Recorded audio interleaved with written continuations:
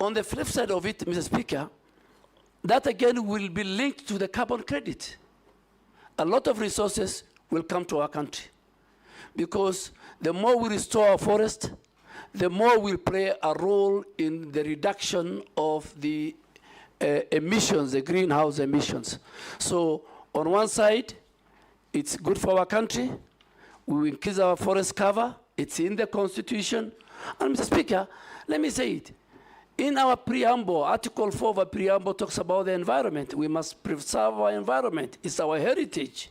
So it is, it's not even an article of the Constitution. It is in the fourth preamble of our Constitution. Thank you, Mr. Speaker.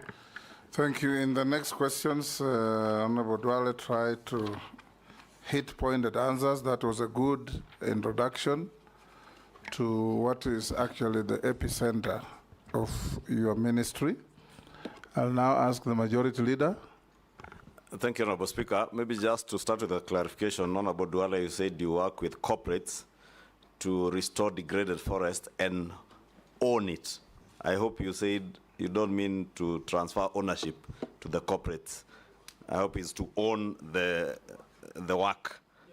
And they can use it for branding. Thank you. I don't want to repeat what you've said because you've, as the Speaker said, you've really taken care of the carbon credits issue. But even as you do that work, Honorable Duale, you know, we have very many petitions in Parliament on degazetted forests and forests that are grabbed.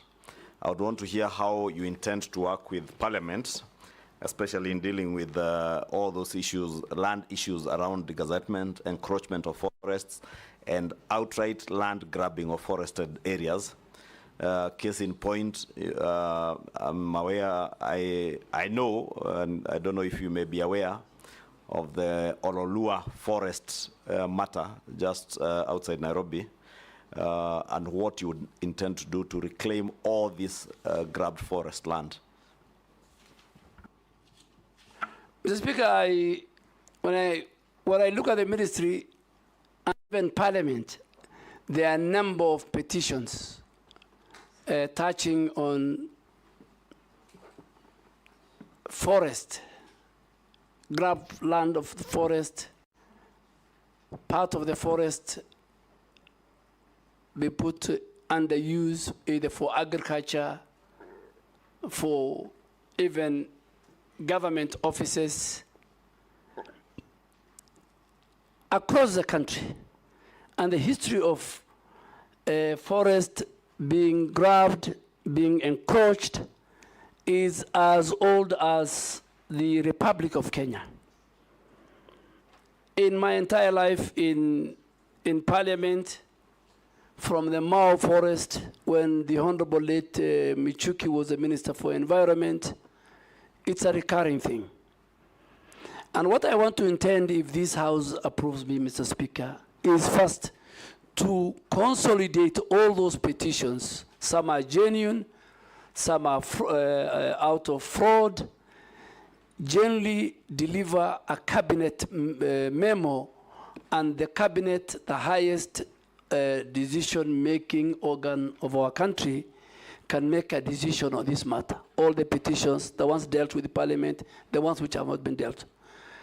Coming specifically to Ololua, Mr. Speaker, I want to categorically, without fear of contradiction, say that if this House approves me, in the first 30 days, working with the Minister for Lands and other government agencies, a number of titles, including and belonging to big people in government, some of them members of Parliament, will be revoked. I will revoke those, and I am ready to bear the consequences, particularly for the one on Ololua. I have been briefed, I have listened to experts, and I have seen it's deliberate. In the last 2 years, there are people who got illegal title deeds, and I think it will be the first place I will visit, and also with the Committee on Environment And I hope the chair is a member of this committee, my chair. We will visit. And please, Mr. Speaker, some of your members might be casualties. No problem. If you do what is right, we will support you. Yes. Mr. Speaker, is that to say the CS nominee actually knows the grabbers of Ololua Forest? Because he has claimed they are senior government officers, including members of parliament. I hope he's not referring to me since I asked the question. Mr. Speaker, I am the nominee for the Minister of Environment, Climate Change, and Forestry. So if this House approves me, forestry will be my business. Grabbers of forest land will be my business. Whoever they are, whatever their status is in society. Mr. Speaker, if I just to say it, and I think for record, let me say it. With the last 2 years when I was at the Ministry of Defense, and I had the privilege to serve as a member of the National Security Council, and you served as a member of the Security Council when you're Minister of Foreign Affairs.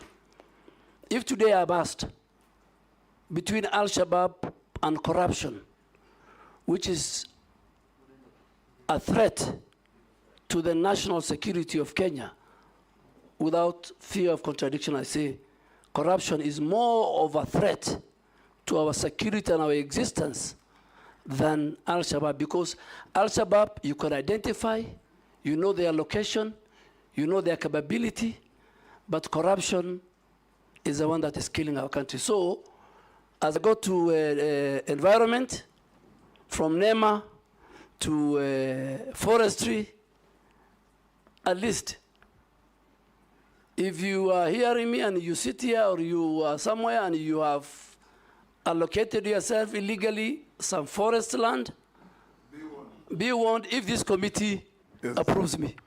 Junet?